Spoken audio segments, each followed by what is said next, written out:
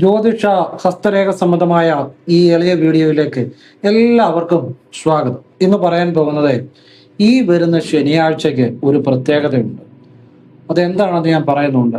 ഈ വരുന്ന ശനിയാഴ്ച ജനുവരി 31 2026 നിങ്ങൾ ശിവക്ഷേത്രത്തിൽ സന്ധ്യ നേരത്തൊന്ന് പോവുക. പോയി ഞാൻ ഈ പറയുന്ന ലളിതമായ വഴിപാടുകളൊന്ന് ചെയ്തു നോക്കുക.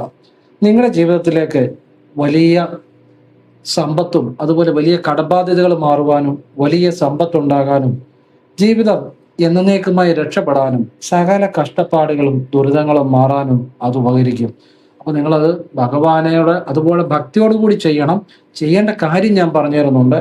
പക്ഷെ നിങ്ങൾ ശുദ്ധ മനസ്സോടെ മനസ്സുകൊണ്ട് കരഞ്ഞ് പ്രാർത്ഥിച്ച് വേണം ഞാൻ ഈ പറയുന്ന കാര്യം സമർപ്പിക്കാൻ.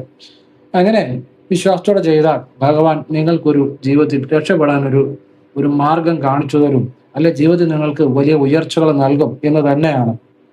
അപ്പോൾ ആ ദിവസത്തിൽ ഈ വരുന്ന ശനിയാഴ്ചയുടെ പ്രത്യേകത എന്താണ്? ജനുവരി 31 2026 സന്ധ്യാസമയം. എന്തുകൊണ്ടാണ് സന്ധ്യാസമയം ശിവക്ഷേത്രത്തിൽ പോകണമെന്ന് പറഞ്ഞത്? അതിന്റെ കാര്യം ഞാൻ പറഞ്ഞു തരുന്നുണ്ട്. എന്ത് വഴിപാടാണ് ചെയ്യേണ്ടതെന്നും പറഞ്ഞു തരുന്നുണ്ട്. എങ്ങനെയാണ് പ്രാർത്ഥിക്കേണ്ടത്, എങ്ങനെയാണ് ആ വഴിപാടുകൾ ഒന്നിച്ചാണോ വെക്കേണ്ടത്? ഒരിക്കലുമല്ല, അതിനൊരു രീതിയുണ്ട്.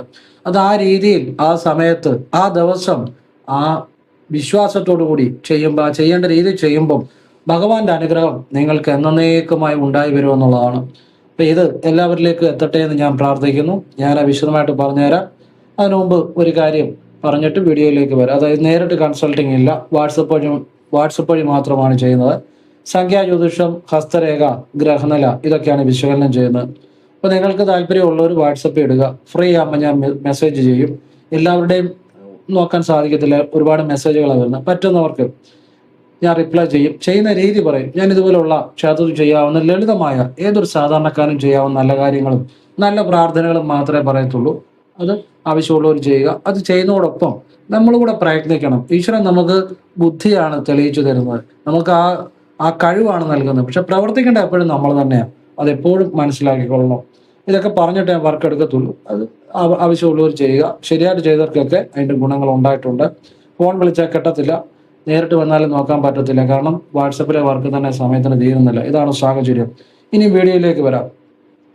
ഈ വരുന്ന ജനുവരി 31 2026 ശനിയാഴ്ചയുടെ പ്രത്യേകത എന്താണ്? അന്ന് കറുത്തവാവ് കഴിഞ്ഞു വരുന്ന ശനിയാഴ്ചയാണ്.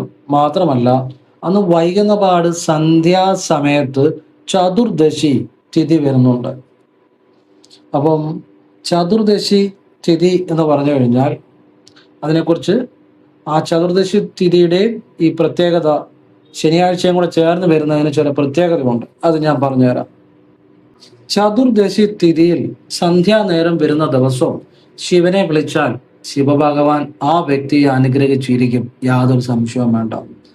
മാത്രമല്ല അത് ശനിയാഴ്ചയും കൂടാണ്. അത് മാത്രമല്ല കറുത്തവാവ് കഴിഞ്ഞു വരുന്ന രണ്ടാമത്തെ ശനിയാഴ്ചയും കൂടാണ്.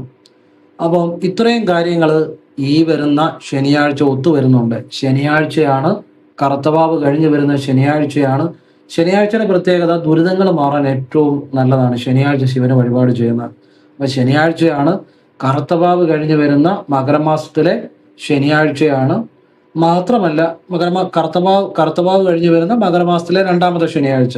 മാത്രമല്ല ചതുർദശി തിഥി സന്ധ്യാനേരം നിങ്ങൾ വഴിപാട് ചെയ്യണമെന്നാണ് ഞാൻ പറഞ്ഞത്. ഈ സന്ധ്യാനേരത്ത് ചതുർദശി തിഥിയും കൂടാണ് വരുന്നത്.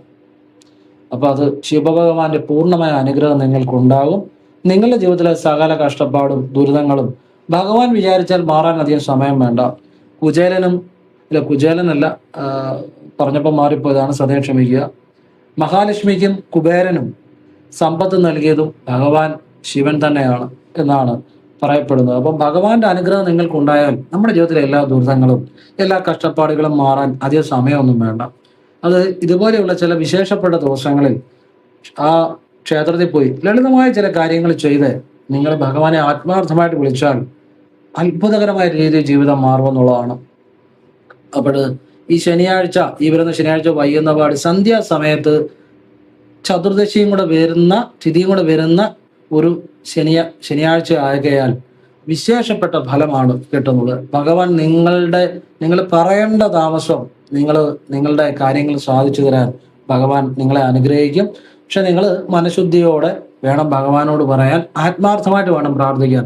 മനസ്സുകൊണ്ട് കരഞ്ഞ് പ്രാർത്ഥിച്ച് നിങ്ങൾ ഒരു നെയ്വിളക്ക്, ഈ നെയ്വിളക്ക് വെക്കുന്നതിന് ചില കാര്യമുണ്ട്. ശിവക്ഷേത്രത്തിൽ ഈ ശനിയാഴ്ച വൈകുന്നപാട് നെയ്വിളക്ക് വെച്ചു കഴിഞ്ഞാൽ സമ്പത്ത് വരും, സകല ഗ്രഹദോഷങ്ങളും മാറും. പ്രത്യേകിച്ച് സൂര്യൻ, രാഹു, ശനി ഇവരുടെയൊക്കെ ആ ദോഷഫലങ്ങൾ നമ്മളിൽ നിന്ന് മാറി നിൽക്കുമെന്നുള്ളതാണ്. പ്രത്യേകിച്ച് രാഹു ഒക്കെ ദോഷമായിട്ട് നിന്ന് കഴിഞ്ഞാൽ പറയേണ്ട കാര്യമില്ല, നമ്മളെ കൊണ്ട് നക്ഷത്രം എണ്ണിപ്പോവും. ശനി ജാതകത്തിൽ ശനി ആയിക്കോട്ടെ രാഹു ആയിക്കോട്ടെ ഒക്കെ പിഴച്ച് നിന്ന് കഴിഞ്ഞാൽ, അല്ലെങ്കിൽ അനുകൂലമല്ലാതെ നിന്ന് കഴിഞ്ഞാൽ ആ വ്യക്തിയുടെ ജീവിതം പല പല പ്രതിസന്ധികളായിരിക്കും. അപ്പൊ ഏത് ഗ്രഹമായിക്കോട്ടെ, ഇപ്പൊ ശനി രാഹു സൂര്യൻ എന്നുള്ളതല്ല, ഏത് ഗ്രഹമായിക്കോട്ടെ ആ ഗ്രഹദോഷങ്ങൾ മുഴുവൻ മാറ്റിത്തരാൻ ആർക്ക് സാധിക്കും? ഭഗവാൻ ശിവഭഗവാന് സാധിക്കും. അതുകൊണ്ടാണ് ശിവഭഗവാനെ ദേവാദിദേവൻ മഹാദേവൻ എന്ന് വിളിക്കുന്നത്, ദേവന്മാരുടെ ദേവൻ എന്ന് വിളിക്കുന്നത്. ഭഗവാന് സാധ്യമായിട്ടൊന്നുമില്ല. അതായത്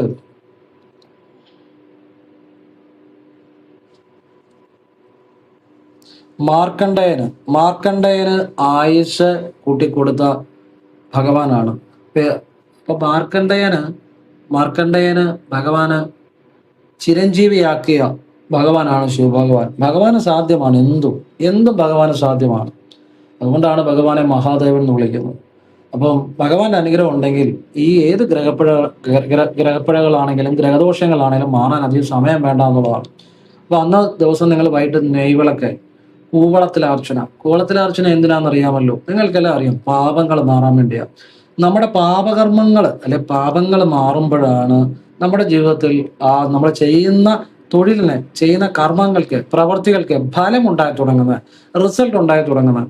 അല്ലെങ്കിൽ നമ്മൾ ചിലപ്പം പ്രവർത്തികളും ഒക്കെ ചെയ്യുന്നുണ്ടായിരിക്കും, പക്ഷെ റിസൾട്ട് വരണമെന്നുണ്ടെങ്കിൽ നമ്മുടെ പാപകർമ്മങ്ങൾ മാറണമെന്നുള്ളതാണ്. അപ്പം കൂവളത്തിലെ അർച്ചന, പിന്നെ അതിൻ്റെ കൂടെ ഒരു ഭാഗ്യസൂക്ത പുഷ്പാഞ്ജലിയും കൂടെ, അത് സാധാരണ ഒരു ഭാഗ്യസൂക്ത പുഷ്പാഞ്ജലിയും കൂടെ കൂവളത്തിലെ അർച്ചനയുടെ കൂടെ ചെയ്യണം. അതിൻ്റെ അത് കാര്യമുണ്ട്. അപ്പം ചിലർ ചോദിക്കും, കൂവളത്തില കൊണ്ട് ഭാഗ്യസൂക്ത പുഷ്പാഞ്ജലി ചെയ്താൽ പോരെ? അല്ല, ഇങ്ങനെ ചെയ്യണം. നെയ്വിളക്ക്, കൂവളത്തിലെ അർച്ചന, ഭാഗ്യസൂക്ത പുഷ്പാഞ്ജലി, ഇത് മൂന്നും ഒന്നിച്ചു പിടിച്ച് ഭഗവാനെ എന്നേക്ക് സമ്പത്ത് നൽകണേ, വേണ്ട കാര്യങ്ങളൊക്കെ ഭഗവാനോട് പറയുക.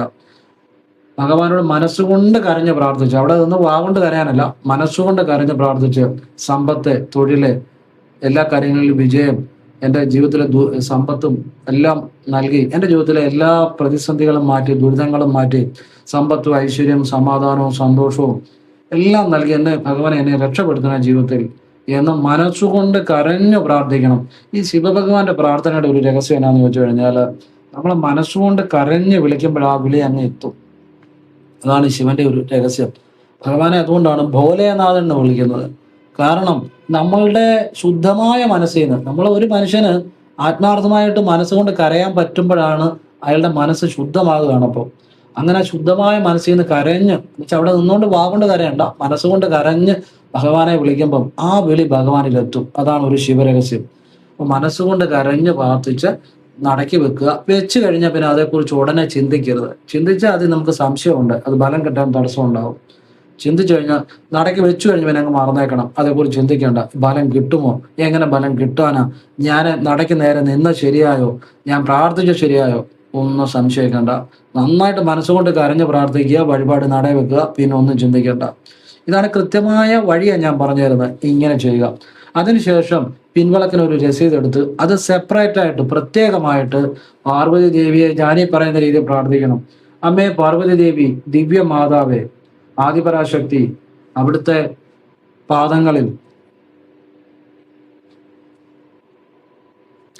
പാദങ്ങളിൽ ഞാൻ ഇത് സമർപ്പിക്കുന്നു. ഈ പിൻവിളക്ക് സമർപ്പിക്കുന്നു എന്ന് പറഞ്ഞാൽ പിൻവിളക്കിന് രസീത് ആ നടയ്ക്ക് നേരെ നന്നായിട്ട് അമ്മയോട് സമ്പത്തും ഐശ്വര്യവും ഉയർച്ചയും എല്ലാം പ്രാർത്ഥിച്ച് നടക്കി വെക്കുക. ഇത് ഈ സന്ധ്യാസമയത്ത് ഈ വരുന്ന ശനിയാഴ്ച നിങ്ങൾ ചെയ്യുക. നടക്കി വെച്ച് കഴിഞ്ഞ് പിന്നെ അതേക്കുറിച്ച് ചിന്തിക്കേണ്ട. എന്നിട്ട് നിങ്ങൾ ശ്രീകോവിലിന് വെളിയിൽ ഇറങ്ങിക്കഴിഞ്ഞ് ഇപ്പം ഒരു കൽമണ്ഡപമൊക്കെ കാണുമല്ലോ, വെളിയിൽ ശ്രീകോവിലിന് കൊടിമരത്തിന് അവിടെ വെളിയിൽ ഇറങ്ങിക്കഴിഞ്ഞ് അവിടെ ഇരിക്കാൻ എന്തെങ്കിലും ഒരു സംവിധാനം മിക്കവാറും ക്ഷേത്രത്തിലൊക്കെ ഉണ്ട്. അവിടെ ഇരുന്ന് പാർവതി ദേവിയെ, അമ്മേ പാർവതി ദേവി, ദിവ്യമാതാവേ, ആദിപരാശക്തിയെ, അവിടുത്തെ പാദങ്ങളെ ഞാൻ സ്മരിക്കുന്നു. അവിടുത്തെ പാദങ്ങളെ ഞാൻ സ്മരിക്കുന്നു. എനിക്ക് സമ്പത്തും ഐശ്വര്യവും ഉയർച്ചയും എല്ലാം നൽകണേ, എന്നെ നയിക്കണേ അമ്മേ, കൂടി കൂടി മഹത്വം. ഇങ്ങനെ മനസ്സുകൊണ്ട് പ്രാർത്ഥിച്ച് അല്പനേരം പാർവതി ദേവിയുടെ പാദങ്ങളെ ശുദ്ധ മനസ്സോടുകൂടി ശുദ്ധ ബോധത്തോടുകൂടി ധ്യാനിക്കുക. നിങ്ങൾ രക്ഷപ്പെട്ടിരിക്കും. ഇത് ആത്മാർത്ഥമായിട്ട് ചെയ്താൽ. ഒരു സമയം പോക്കിന് വേണ്ടിയോ ഒരാക്കി തീർക്കാൻ വേണ്ടി ചെയ്തു എന്ന് ആക്കി തീർക്കാൻ വേണ്ടിയോ ചെയ്താൽ ഒരു കാര്യമില്ല, സമയം കളയാന്ന് പോകും. ആത്മാർത്ഥമായിട്ട് ചെയ്താൽ പാർവതിയുടെ അനുഗ്രഹം ഉണ്ടാകും. അപ്പൊ ശിവഭഗവാനും പാർവതിദേവിയെ വിളിച്ചു കഴിഞ്ഞാൽ അവിടെ ശിവന്റെ അനുഗ്രഹം ഉണ്ടാവും, ഭഗവാന്റെ അനുഗ്രഹം ഉണ്ടാവും. നിങ്ങൾ ഇങ്ങനെ ചെയ്യുക. ഇപ്പൊ ഈ വരുന്ന ശനിയാഴ്ച ഇത് എത്ര പേര് കാണുമെന്നോ ചെയ്യുമെന്നോ എന്ന് എനിക്കറിയത്തില്ല. പക്ഷെ അത് കാണുന്നവർ കാണട്ടെ, അവരുടെ ജീവിതത്തിൽ മാറ്റം ഉണ്ടാകും. ഇതുപോലെ ഉള്ള ശിവരഹസ്യങ്ങളാണ് അറിയേണ്ടത്. ഇതാണ് ജീവിതം മാറ്റുന്നത്. ഇത് നിങ്ങൾ ചെയ്യുക. ഈ പല വീടുകളിലും ഈ അസുരഗണത്തിൽപ്പെട്ട നക്ഷത്രവും കാണും, ദേവഗണത്തിൽപ്പെട്ട നക്ഷത്രവും കാണും, മനുഷ്യഗണത്തിൽപ്പെട്ട നക്ഷത്രവും കാണും.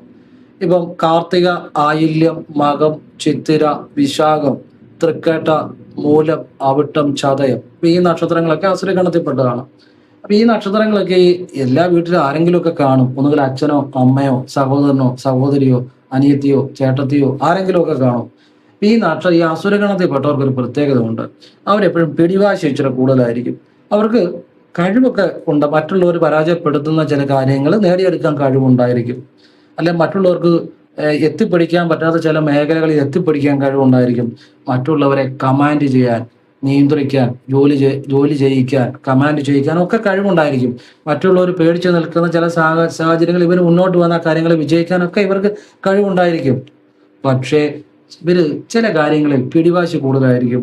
ചില കാര്യങ്ങളിൽ ഇവർ വാശി പിടിക്കും. അതുകൊണ്ട് തന്നെ പല തീരുമാനങ്ങളും എടുക്കുമ്പോൾ ഇവരുടെ ഈ വാശി വീട്ടിൽ കലഹങ്ങൾ, പ്രശ്നങ്ങൾ ഉണ്ടാക്കാറുണ്ട്. അതുകൊണ്ട് ഇവരുടെ ഈ പിടിവാശി മാറുവാനും വീട്ടിൽ കലഹങ്ങൾ, അങ്ങനെയുള്ള പ്രശ്നങ്ങൾ, എല്ലാവരും അങ്ങനെയാണെന്നല്ല പറഞ്ഞ കേട്ടോ. അസുര നക്ഷത്രത്തിൽ തന്നെ ജനിച്ചവരാണെങ്കിലും ജനിച്ച സമയം നക്ഷത്രം ഒക്കെ അനുസരിച്ച് മാറ്റം വരും. ഇത് പൊതുവായിട്ട് പറഞ്ഞതേ ഉള്ളൂ, അങ്ങനെ മനസ്സിലാക്കുക. അപ്പൊ ആ വീട്ടിലൊരു സമാധാനം, സന്തോഷവും ഐക്യവും ഒക്കെ ഉണ്ടാകാൻ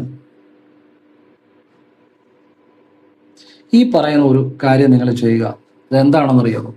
ഈ അസുര നക്ഷത്രത്തിൽ പെട്ടവരുടെ നാളിന് നിങ്ങൾ ശിവക്ഷേത്രത്തിൽ പക്കനാളിന് ഒരു കൂവളത്തിലാർച്ചന, ഒരു കൂട് ഭസ്മം, ഒരു പിൻവിളക്ക്, ജലധാര, ഇത് പക്കനാളിനും ചെയ്യണം. മലയാള മാസം ആദ്യത്തെ തിങ്കളാഴ്ചയും ചെയ്യണം. അങ്ങനെ മാസത്തിൽ ഈ 2 ദിവസം ഒന്ന് ആവർത്തിച്ച് നോക്കി ആ വ്യക്തി ഏറ്റവും ആ പിടിവാശിയൊക്കെ മാറി ഏറ്റവും ഒരു ഭർത്താവിനാണ് അസുരഗണമെന്ന് വിചാരിച്ചു, ഭാര്യ ദേവഗണമെന്ന് വിചാരിച്ചു, എപ്പോഴും ഒരു പ്രശ്നങ്ങളായിരിക്കും. അല്ലെ മക്കൾ അസുരഗണമെന്ന് വിചാരിച്ചു, അച്ഛൻ ദേവഗണമെന്ന് വിചാരിച്ചു, എപ്പോഴും അഭിപ്രായങ്ങൾ അംഗീകരിക്കത്തില്ല. അല്ലെങ്കിൽ ഭാര്യ അസുരഗണമെന്ന് വിചാരിച്ചു, ഭർത്താവ് ദേവഗണമെന്ന് വിചാരിച്ചു, എപ്പോഴും ഒരു അംഗീകരിക്കാൻ ബുദ്ധിമുട്ടായിരിക്കും. അപ്പൊ നമ്മൾ ആ വീട്ടിൽ ഒരു സമാധാനത്തോടെ പോകുന്ന ഒരു ഐക്യം ഉണ്ടാകണം. ഈ അസുരഗണത്തിൽപ്പെട്ടവർക്ക് വേണ്ടി ഈ വഴിപാട് മറ്റൊരാൾ ചെയ്താലും മതി, അല്ലെ അവനവൻ ചെയ്താലും മതി, അല്ലെ മറ്റൊരാൾ ചെയ്താലും മതി. മലയാള മാസം ആദ്യ തിങ്കളാഴ്ചയും പക്കനാളിനും ശിവക്ഷേത്രത്തിൽ നിങ്ങൾ രാവിലെ ചെയ്യും നോക്കിയേ. ഇത് അങ്ങനെ മാസത്തിൽ 2 ദിവസം വീതം സാധിക്കുന്ന പോലെ ആവർത്തിക്കണം. ആ വ്യക്തിയുടെ പിടിവാശികളൊക്കെ മാറി ആ കുടുംബത്തിലൊരു വളരെ ഐശ്വര്യം, സമാധാനം, സന്തോഷം ഒക്കെ വരും. നിങ്ങൾ ചെയ്ത് നോക്കുക. എല്ലാവരും സന്തോഷമായിരിക്കണം, എല്ലാ കുടുംബത്തിലും ഐക്യം ഉണ്ടാകണം, സമാധാനം ഉണ്ടാകണം എന്ന ആഗ്രഹത്തിൽ പറയുന്നതാണ്. ഇപ്പൊ പല വീടുകളിലും കലഹങ്ങളും വഴക്കുകളും ഒക്കെ ഉണ്ടാകാൻ കാര്യം ചിലപ്പോൾ ഈ ചില കാര്യങ്ങൾ പറയുമ്പോൾ ഇത്തരക്കാർ അംഗീകരിക്കത്തില്ല. അവർ പിടിവാശി വെച്ചിരിക്കും. അതൊക്കെയാണ് ചിലപ്പം ചില വലിയ പ്രശ്നങ്ങൾ ഇതുവരെ വഴിവെക്കുന്നത്. എന്ന് കരുതി ഇപ്പം ഈ അസുരഗണത്തിൽപ്പെട്ട എല്ലാവരും അങ്ങനെയാണെന്നല്ല പറയുന്നത്. ചിലർക്കെങ്കിലും ഈ പിടിവാശി ഉണ്ടാകാറുണ്ട്. അതാണ് പൊതുവായിട്ട് പറഞ്ഞതാണ്. അപ്പൊ ഇത് ചെയ്യുന്നതുകൊണ്ടായാലും ഗുണം ഉണ്ടാകത്തുള്ളൂ. അവരുടെ ജീവിതത്തിൽ അഭിവൃദ്ധി ഉണ്ടാകും, അവരുടെ ജീവിതത്തിൽ നേട്ടം ഉണ്ടാകും, അതോടൊപ്പം അവരുടെ ജീവിതത്തിൽ വലിയ ഐശ്വര്യങ്ങളും വരും. അവരൊക്കെ ഒരു കോംപ്രമൈസ് ചെയ്യാനുള്ള ആ മുൻകോപം, മുൻദേഷ്യം, ആ പിടിവാശിയൊക്കെ അത് മാറിക്കിട്ടും. അത്രയാണ് ഞാൻ ഉദ്ദേശിച്ചത്. ഈ ക്ഷേത്രങ്ങളില് പോകാതെ സമയം ലാഭിക്കുന്ന പലരുമുണ്ട്. ഒരിക്കലും അങ്ങനെ ചെയ്യരുത്. നമ്മൾ ക്ഷേത്രങ്ങളിൽ പോകാതെ സമയം ലാഭിക്കരുത്. ചിലരോട് ചോദിച്ചാൽ പറയും, എനിക്ക് സമയമില്ല ക്ഷേത്രത്തിൽ പോകാൻ, എനിക്ക് രാവിലെ ജോലിക്ക് പോകണം, എനിക്ക് അത് ചെയ്യണം, ഇത് ചെയ്യണം, ക്ഷേത്രത്തിൽ പോകാൻ മാത്രം സമയമില്ല. ഒരിക്കലും ക്ഷേത്രത്തിൽ പോകാതെ സമയം ലാഭിക്കരുത്. കാരണം ഞാൻ എത്രയോ അനുഭവങ്ങളിൽ നിന്ന് പറയുന്ന കാര്യമാണ്. ഈ ക്ഷേത്രത്തിൽ പോകാതെ നമ്മൾ ഇരുന്ന് കഴിഞ്ഞാൽ നമ്മുടെ ജീവിതത്തിലേക്ക് വരുന്ന കുഴപ്പം എന്നാണെന്നറിയോ? ചില ഈ ലോകത്തിലേക്ക് ഏറ്റവും വലിയ തട്ടിപ്പുകാരും വെട്ടിപ്പുകാരും ഒക്കെ നമ്മളോട് പരിചയമായിട്ട് ഇങ്ങോട്ട് വന്ന് നമ്മൾ ചില ആപത്തിലും തട്ടിപ്പിലും ഒക്കെ പോയി ചാടും, ദൈവാധീനം ഇല്ലാന്നുണ്ടെങ്കിൽ. അങ്ങനെ എത്ര ആളുകളുടെ ജീവിതം നശിച്ചിട്ടുണ്ടെന്നറിയോ? എത്ര അനുഭവങ്ങൾ. ദൈവാധീനം ഉണ്ടെങ്കിൽ ഒരു തട്ടിപ്പിലും പോയി ചാടത്തില്ല. അല്ലെ കൃത്യം തട്ടിപ്പുകാരെ അന്വേഷിച്ച് അങ്ങോട്ട് പോകും, അല്ലെ അവർ ഇങ്ങോട്ട് വരും. അപ്പൊ ദൈവാധീനം നമ്മൾ മാസത്തില് ഒന്ന് ദൂരെയുള്ള ക്ഷേത്രത്തിൽ പോകണം. അപ്പൊ നല്ലൊരു യാത്രകൾ ഉണ്ടാവും. അത് കൃഷ്ണന്റെയോ ഭദ്രകാളിയുടെയോ ഏത് ക്ഷേത്രത്തിൽ വേണമെങ്കിൽ നിങ്ങൾക്ക് പോവാം. ആഴ്ചയിൽ അടുത്തുള്ള ക്ഷേത്രത്തിൽ പോവുക.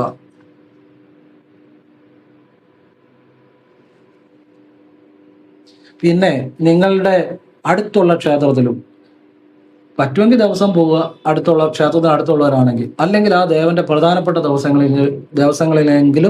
ദിവസങ്ങളിലെങ്കിലും ആ ദേവന്റെ അല്ലെ ദേവിയുടെ പ്രധാനപ്പെട്ട ദിവസങ്ങളിലെങ്കിലും നിങ്ങൾ പോകാൻ ശ്രമിക്കുക. ഇങ്ങനെ പോകുമ്പോൾ നിങ്ങൾ പറ്റുന്ന വഴിപാട് ചെയ്താൽ മതി. ഇപ്പൊ നമുക്കൊരു എണ്ണയെ 20 രൂപയുടെ എണ്ണയെ പറ്റത്തുള്ളൂ, ചെയ്താൽ മതി. ഇനിയും പൈസ ഒന്നും ഇല്ല, തൊഴുതാൽ മതി. ഉള്ള പോലെ ചെയ്യാം. നമ്മൾ ക്ഷേത്രത്തിൽ പോയി എന്തെങ്കിലും ഒരു വഴിപാട് ചെയ്യണം. അതാണ് അതിന്റെ ഒരു നമ്മളൊരു കാര്യം സമർപ്പിക്കുമ്പോൾ നമ്മളെ മനസ്സ് ശുദ്ധമാകും. അതാണ് അതിൻ്റെ അകത്തെ കാര്യം. നമ്മളിപ്പോൾ ആർക്കെങ്കിലും ഒരു ആഹാരം മേടിച്ചു കൊടുക്കുന്നു, ശരിക്കും നമ്മുടെ മനസ്സിലാണ് സന്തോഷം ഉണ്ടാകുന്നത്. അപ്പോൾ മനസ്സ് ശുദ്ധമാകുക, അതാണ് സമർപ്പിക്കുന്നതിന്റെ ഗുണം. ക്ഷേത്രത്തിൽ ആ ദേവനല്ല ദേവിക്ക് ഒരു വഴിപാട് സമർപ്പിക്കുന്നു, അത് നമ്മൾ സമർപ്പിക്കുമ്പോൾ നമ്മുടെ മനസ്സിലൊരു സന്തോഷം ഉണ്ടാകും, ഒരു ശുദ്ധത ഉണ്ടാകും. ആ ശുദ്ധതയാണ് നമ്മുടെ പ്രാർത്ഥന. ആ ശുദ്ധത കൊണ്ട് ഉണ്ടാകുമ്പോഴാണ് നമ്മുടെ പ്രാർത്ഥനയ്ക്ക് ഫലം കിട്ടുന്നത്. അതുകൊണ്ടാണ് ക്ഷേത്രത്തിൽ ചെന്ന് കഴിഞ്ഞാൽ എന്തെങ്കിലും സമർപ്പിക്കണമെന്ന് പറയുന്ന കാര്യം. അത് അവനവനെ കൊണ്ട് പറ്റുന്ന പോലെയുള്ള സമർപ്പണം ചെയ്താൽ മതി. പിന്നെ നമ്മുടെ മനസ്സ് സമർപ്പിക്കണം. അതിൻ്റെ അകത്ത് ഉപേക്ഷ വിചാരിക്കുന്നത്. വഴിപാട് നമ്മളെ കൊണ്ട് പറ്റുന്ന വഴിപാട് സമർപ്പിച്ചാൽ മതി. ഇത് നിങ്ങളത് ചെയ്ത് നോക്കുക. നിങ്ങളുടെ ജീവിതത്തിലേക്ക് വലിയ ഐശ്വര്യങ്ങൾ ഉണ്ടാകും. ക്ഷേത്ര ദർശനം ക്ഷേത്ര ദർശനത്തിനുള്ള സമയം ലാഭിച്ച് നിങ്ങൾ മറ്റു കാര്യങ്ങൾ ചെയ്യരുത്. ക്ഷേത്ര ദർശനം ഏത് തിരക്കിനിടയിലും നിങ്ങൾ ചെയ്യാൻ ശ്രമിക്കണം. നിങ്ങളുടെ ജീവിതത്തിൽ ദൈവാധീനം ഉണ്ടാകും. അതുകൊണ്ട് യാതൊരു ദോഷവും വരത്തില്ല, ഗുണം മാത്രമേ ഉണ്ടാകത്തുള്ളൂ. ഒരാപത്തിലോ തട്ടിപ്പിലോ വെട്ടിപ്പിലോ ഒന്നും പോയി ചാടത്തില്ല. ചാടിക്കഴിഞ്ഞ് പിന്നെ പറഞ്ഞിട്ട് കാര്യമില്ല. പറഞ്ഞാൽ മനസ്സിലായില്ലേ? അപ്പൊ നമ്മൾ അങ്ങനെയുള്ള ഒരു ആപത്തുകളിൽ ഒന്നും പോയി ചാടത്തില്ല. ക്ഷേത്ര ദർശനം ചെയ്യണം, ദൈവാധീനം ഉണ്ടാകണം. ദൈവാധീനം എന്ന് പറഞ്ഞാൽ പ്രധാന ഒരു ഘടകമാണ്.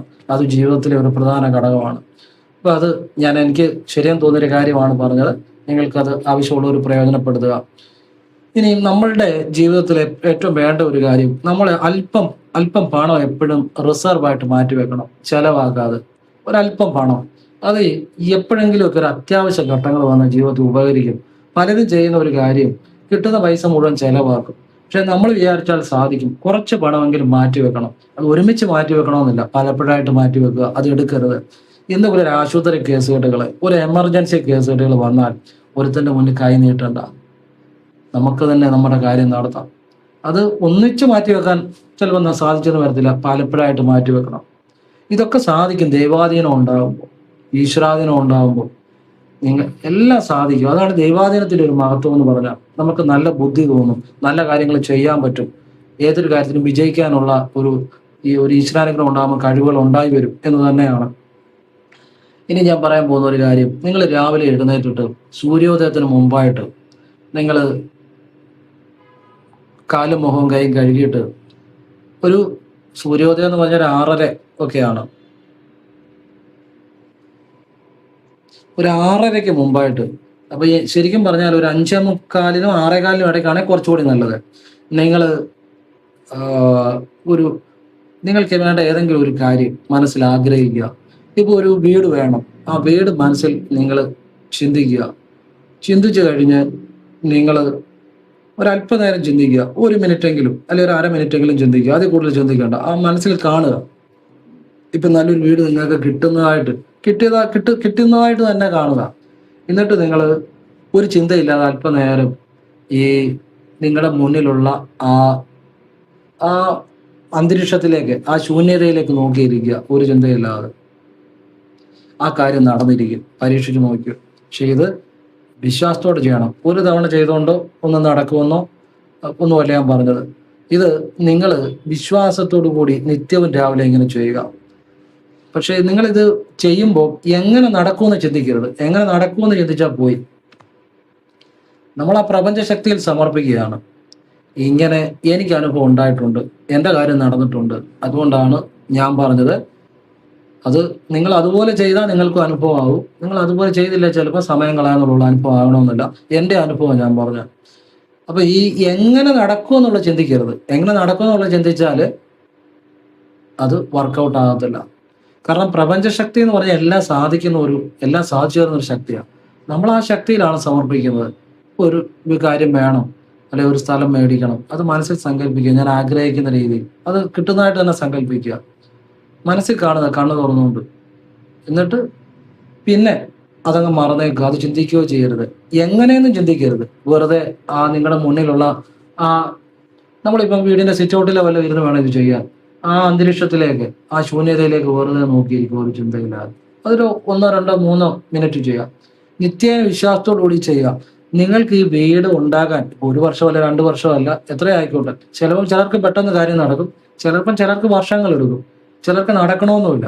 അത് അവരുടെ ആ വിശ്വാസം, ചെയ്യുന്ന രീതി എത്രമാത്രം ശരിയായിട്ടുള്ളതാണ് എന്നനുസരിച്ചിരിക്കും. മനസ്സിലായില്ലേ? അത് നല്ല രീതിയിൽ ചെയ്യുകയാണെങ്കിൽ, ഇത് ചെയ്തു കഴിഞ്ഞ് ഇങ്ങനെ ചിന്തിച്ചു കഴിഞ്ഞ് പിന്നെ അതിനെക്കുറിച്ച് മനസ്സിൽ ഇങ്ങനെ നമ്മൾ ഈ ഒരു സങ്കല്പം വെച്ച് കഴിഞ്ഞ് ഇപ്പം സ്ഥലം വാങ്ങിയതായിട്ട് സങ്കല്പിക്കുക. നമുക്ക് ആഗ്രഹിക്കുന്ന രീതിയിൽ സങ്കല്പിച്ച് കഴിഞ്ഞ് അത് അല്പനേരം ഒരു 1/2 മിനിറ്റ് ആവുമല്ലോ. പിന്നെ അതിനെക്കുറിച്ച് ചിന്തിക്കരുത്, എങ്ങനെയെന്ന് ചിന്തിക്കരുത്. വെറുതെ ശൂന്യതയിലോട്ട് നോക്കി ശുദ്ധമായ മനസ്സോടെ ഇരിക്കുക.